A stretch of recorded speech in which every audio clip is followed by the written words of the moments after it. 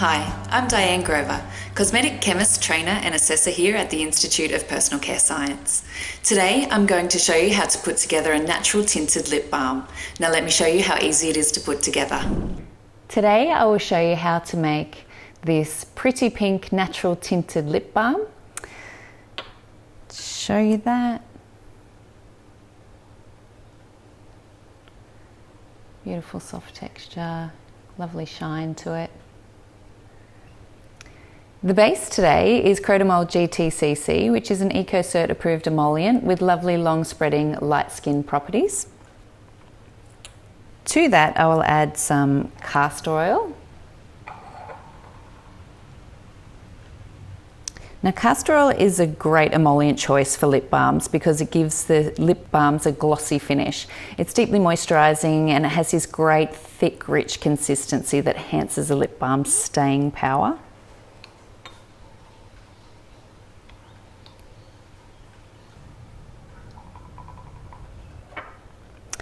And a little jojoba oil. Jojoba oil is technically a liquid wax, even though we call it an oil. And its structure closely resembles human sebum, making it highly compatible with the lips. Jojoba oil is less prone to acidity compared to other oils, which will help to extend the stability of the lip balm. Here I have some mango butter. Mango butter is deeply hydrating and helps to soften and moisturise dry chapped lips. It is also rich in antioxidants like vitamins A, C and E, which support skin repair. Just be sure not to add more than 10% of natural butter because they have quite a low melting point, so anything over 10% and you risk your lip balm melting when it's warm outside. Now this is some beeswax, which is a key ingredient in many lip balms because of its high melting point. The high melting point helps to create structure to the lip balm. It enhances its firmness, helping to solidify the lip balm, which prevents it from melting too quickly. It also forms a protective barrier on the lips to protect against environmental factors like the wind.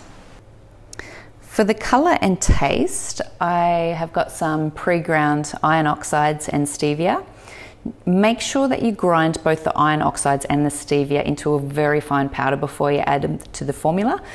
If they are not ground finely enough, you'll be able to see little particles of stevia and little coloured particles of iron oxide throughout your lip balm. So it's super important that these are super fine before they go into the formula.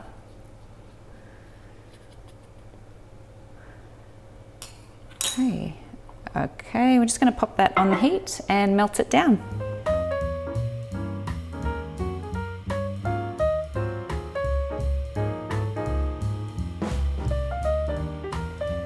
Once these have melted, take them off the heat and continue to stir as they cool down to about 65 degrees.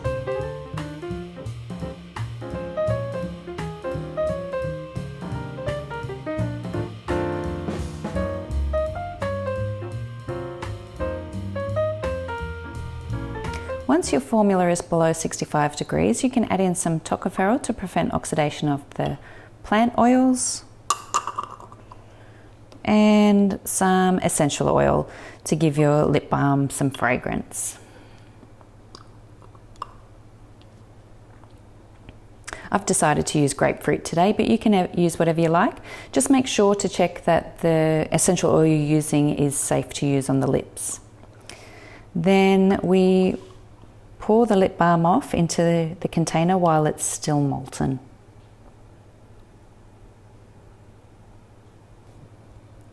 And we'll just wait for that to solidify. Once it's completely cool, the colour will change slightly because there's the white plant oils are melting. You can actually see it changing colour on the side of the beaker there.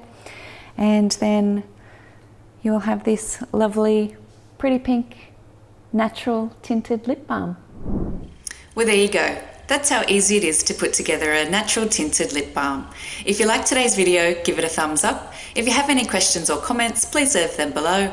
Don't forget to subscribe to receive notifications on videos just like this, and email us at info@personalcarescience.com.au for more free formulas. Happy formulating!